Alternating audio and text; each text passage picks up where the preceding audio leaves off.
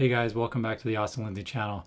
So today I wanted to just kind of go over these three RGB LED lights. It's not going to be super in-depth because I've already done videos on each of these lights individually. And I've also done a comparison video between the P1 and the C1, and I will put those in the description. But I wanted to kind of give just an overview for somebody who has seen all three of them and maybe is curious about what they all do, maybe which one is right for them. So starting off on the Godox R1, the hardware wise you have a 1/4-20 thread on the bottom, and then you've got a variety of knobs and switches, your LCD on the top, and then your charging port. The Insstro C1 is the next one. It has just the 4 switches on the side, and it has a 1/4-20 on the bottom and then a 1/4-20 on the side. And one of the great things about this one is the ability to angle and maneuver this light. So if you have it on a light stand, you can angle it and tilt it. Same thing with if it's on a hot shoe on your camera. And if you're using it on its own, you have a lot more ability to angle and tilt on its own than you do with the Insstro C1 and the Godox R1. With those ones, you'll need some sort of adapter or accessory if you want to use it beyond the X and Y axis in an easy fashion. The one downfall of the circular unit is when you do set it on its side, it has the tendency to roll around.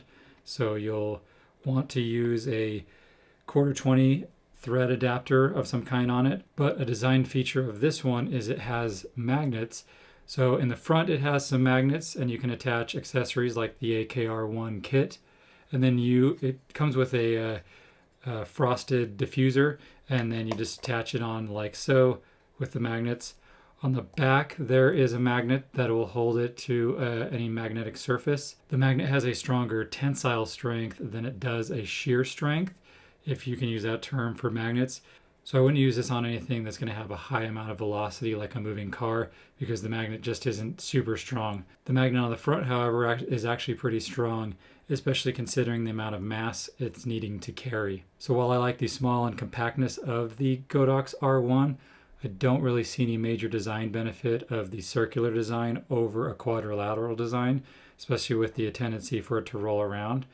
But I would love to see the magnetized system on the R1 make its way to the quadrilateral design. So talking a little bit about the buttons, while these are handy, having the knobs and switches, sometimes you forget which knob does what.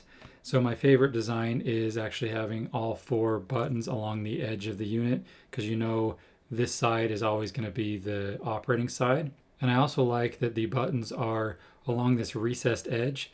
So you pair that with the hold on to hold off, means your light's not going to get turned on when you don't want it to. Okay, moving on to the functionality, they all have basically the same modes. So they all have CCT mode, which allows you to go from 25K to 85K. It has HSL mode, your hue, saturation, and luminance, so you can dial in a color. And then they have scene modes. They mimic like candlelight and ambulances and things like that. The C1 has a 4th mode, which is called RGB mode. And what that allows you to do is select red, green, or blue channel and go from 0 to 255 and kind of more accurately dial in a color. So the scene modes is where they differ the most. The P1 has just a handful of modes like lightning and RGB and candlelight. The C1 has the next most amount of effects. So it has a few more variations. So like a candlelight 1 and 2, fast and a slow RGB, things like that. And then the Godox is kind of the winner in that category because it has the most amount of scene modes. So I think it has 14 scene modes, and each of them have 3 varieties. So you have candlelight 1, 2, and 3, lightning 1, 2, and 3. There's some flickering light bulbs. And it also has a couple new ones like fireworks mode and music mode that'll react to sound. So each of these have their pros and cons in the scene modes.